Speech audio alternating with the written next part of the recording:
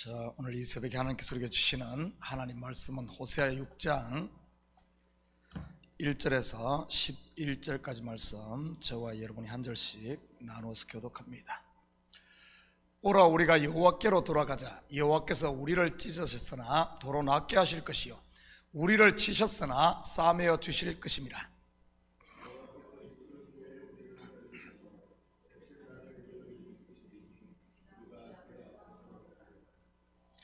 그러므로 우리가 여호와를 알자. 힘써 여호와를 알자. 그의 나타나심은 새벽빛같이 어김없나니 비와 같이 땅을 적시는 늦은 비와 같이 우리에게 임하시리라 하니라.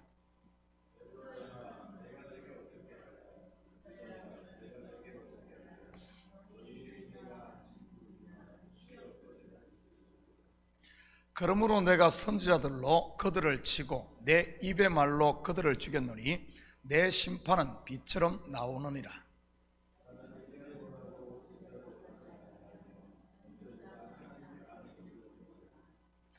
그들은 아담처럼 언약을 어기고 거기에서 나를 반역하였느니라.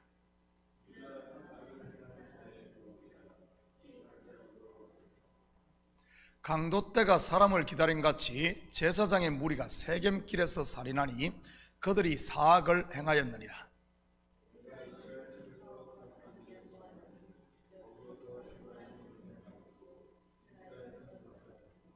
함께 읽겠습니다.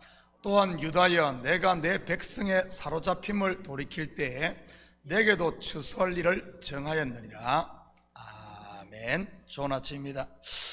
오늘 본문은 호세아서의 중심 주제일 뿐만 아니라 모든 선지서의 주제이기도 합니다. 바로 여호와께로 돌아오는 것 말이지요. 자녀를 향한 부모의 모든 교훈이 다 자녀들 잘 되라는 것이듯이 선지자들의 외친 모든 심판에 대한 경고는 결국 회개하고 돌아오라는 것입니다. 물론 자녀들은 그것을 잔소리로 알고 성도들은 자기를 깐다고 생각하지만 말이지. 그런데 이스라엘 백성들이 돌아왔을까요? 성경의 역사를 보면 돌아오지를 않았습니다. 그 결과 심판을 받아 북이스라엘은 아수르에, 그리고 남유다는 바벨론에 의해 망하게 됩니다. 구속사에서 이것은 무엇을 말하는 것이겠습니까? 죄악 가운데 있는 인생에게는 스스로 돌아올 힘이 없다는 것을 말하고 있는 겁니다. 그렇다면 그것으로 끝일까요? 1절, 2절입니다. 오라, 우리가 여호와께로 돌아가자. 여호와께서 우리를 찢으셨으나 도로 낫게 하실 것이요 우리를 치셨으나 싸매어 주실 것임이라. 여호와께서 이틀 후에 우리를 살리시며 셋째 날에 우리를 일으키시리니 우리가 그의 앞에서 살리라. 찢었다가 낫게 하시고 치셨다가 싸매시며 죽였다가 제3일에 살리시는 분이 누구입니까? 하나님입니다. 그리고 이것은 궁극적으로 무엇을 말하는 것일까요? 바로 예수 그리스도의 십자가와 부활을 말하는 것입니다. 마치 인생은 길 잃은 양처럼 스스로 돌아갈 수 없으니 목자가 친히 찾아 나설 수밖에 없는 것이지요. 그래서 이런 우리를 위해 예수님께서 친히 아버지 품을 떠나 이 땅에 오셨고 죄로 인해 저주와 사망 아래 있는 우리를 살리기 위해 대신 저주의 십자가를 지고 죽으셨던 것이지요. 그리고는 이런 양과 같은 우리를 찾아 어깨에 메고 기뻐 아버지께로 돌아가는 것이고요. 그렇다면 우리가 여호와께 돌아갈 수 있는 길이 무엇이겠습니까? 요한복음 10장 3절입니다. 문지기는 그를 위하여 문을 열고 양은 그의 음성을 듣나니 그가 자기 양의 이름을 각각 불러 인도하여 내느니라. 쉐마 이스라엘, 바로 그의 음성을 듣는 것입니다. 들음으로 믿음이 생기고 그 믿음으로 하나님의 품에 안겨, 예수님의 품에 안겨 하나님께로 나아가는 것이지요. 그래서 바울은 로마서에서 믿음은 들음에서 난다고 한 것입니다. 이것은 에스겔서의 이상골짜기의 환상을 통해서도 확인할 수 있지요. 마른 뼈로 가득한 이상골짜기에 에스겔 선지자를 통해 하나님의 말씀이 대언되지 않습니까? 그러자 마른 뼈들이 살아나 하나님의 군대가 되었던 것이고요. 요한복음 5장 25절입니다. 진실로 진실로 너희에게 이르노니 죽은 자들이 하나님의 아들의 음성을 들을 때가 오나니 곧 이때라. 듣는 자는 살아나리라. 들으면 살아나는데 문제는 이 들리지가 않는다는 게 이게 문제입니다. 분명 하나님의 말씀은 온 우주에 가득 찼는데도 말이지, 구약의 이스라엘이 그렇지 않습니까? 하나님께서는 수없이 많은 선지자들을 보내 이스라엘 백성들의 귀에 외쳤지요. 그런데도 그들의 귀에는 그것이 들리지 않았던 것입니다. 소돔과 고모라의 멸망을 눈앞에 두고 롯이 그의 사위들에게 말하자 그들은 그것을 농담으로 여겼지 않습니까? 무엇이 이처럼 여호와의 말씀을 듣지 못하게 막고 있는 것일까요? 첫째는 죄요, 둘째는 나라는 이 내 의인 것입니다. 그렇다면 어떻게 이것들을 제거함으로 하나님의 음성을 듣고 살아날 수 있을까요? 우리 3절입니다. 그러므로 우리가 여호와를 알자, 힘써 여호와를 알자. 그의 나타나시면 새벽 빛같이 어김없나니 비와 같이 땅을 적시는 늦은 비와 같이 우리에게 임하시리라 하니라. 여호와를 알자 할 때 이 알자는 히브리어 단어가 야다입니다. 이 야다는 머리로만 아는 지식적인 알을 말하는 단어가 아닌 체험으로 안다는 뜻으로 남자와 여자가 한 몸이 되는 것을 일컬을 때 사용하는 단어입니다. 여호와를 이렇게 아는 것을 신학적인 용어로 하면, 이 신학적인 용어로는 진리를 안다 이렇게 표현하는 것이지요. 다시 말해 진리의 눈이 열리면 어둠은 물러가고 거짓은 물러간다는 뜻입니다. 그러기 위해서는 반드시 하나님의 말씀의 빛 앞에 내가 서야 하는 것이지요. 그러면 율법에서 난 나의 의와 죄가 새벽빛 같은 하나님의 빛 앞에서 그 실체가 다 드러나는 것입니다. 바로 내가 가졌던 의는 배설물이요 먼지라는 사실 말이지요. 이럴 때만이 나를 속이고 나를 짓누르고 있던 이런 죄는 물러가고 내가 지고 있던, 나를 막고 있던, 내 눈을 가리고 있던 이런 들보들을 버릴 수 있는 것입니다. 여호와를 알자, 힘써 여호와를 알자는 말은 성경 공부 많이 하라는 그런 말 아닙니다. 바로 그분의 말씀 앞에서 끊임없이 나의 아담됨이 드러나고 나의 먼지됨, 나의 나띵됨이 부인되어야 한다는 이런 말인 것입니다. 나라는 껍질이 벗겨지고 또 벗겨져야 한다는 말이지요. 인생은 마치 양파와 같아서 벗기고 또 벗겨도 계속해서 벗길 것이지요. 양파를 계속 한 겹질 한 겹질 벗겨내면 뭐가 남죠? 여자분들 요리하면서 한번 벗겨봐야 뭐가 남지. 나중에 가면 아무것도 남지 않는 없음이 됩니다. 나라는 존재가 없음이 되는 바로 그 순간, 그것이 바로 여호와를 아는 것입니다. 이렇게 율법을 통해 나의 없음을 할 때 내 속에 밤은 지나고 새벽에 빛이 떠오르듯이 하나님이 우리 가운데 왕으로 어김없이 임한다는 사실이지. 마치 눈에서 율법의 들보를 제거할 때 모든 사물을 클리어하게 볼 수 있듯이 말입니다. 하나님께서 이스라엘 가운데 친히 임하시기 위해 선지자들을 보내 그들의 죄악들을 폭로했던 이유가 바로 그것입니다. 너희들의 나띵됨, 너희들의 먼지됨을 알라고 말이지.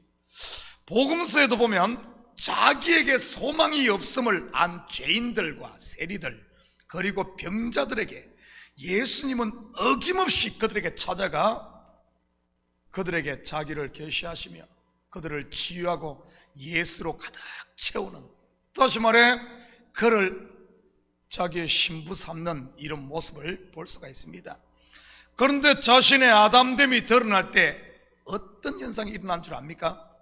속에서 지진이 일어나고 발작이 나며 난리가 나는 것이지요. 바울이 그렇지 않았습니까? 성령 충만한 서대반의 설교를 듣자 그 속에 요동이 일어나 돌로 서대반을 치는데 앞장섰을 뿐만 아니라 그것도 모자라 다메섹까지 가서 성도들을 잡아오려고 했던 것 말이지. 지금 우리에게도 마찬가지입니다. 말씀이 진리로 들리려고 할 때 이런 현상이 반드시 일어난다는 사실 말이지. 속에서 분노가 치밀어 오르고 시험이 드는 것 말입니다. 물론 겉으로야 다른 핑계를 대겠지만 말입니다. 아마 여기에 계신 분들은 한두 번쯤은 경험을 했을 것입니다. 그렇다면 이럴 때 어떻게 해야 하겠습니까? 여러분, 절대 피하지 말고 진리를 대면해야 되는 것입니다. 새벽의 어둠이 아침의 빛을 대면할 때 빛으로 가득 채워지듯이 말이지요.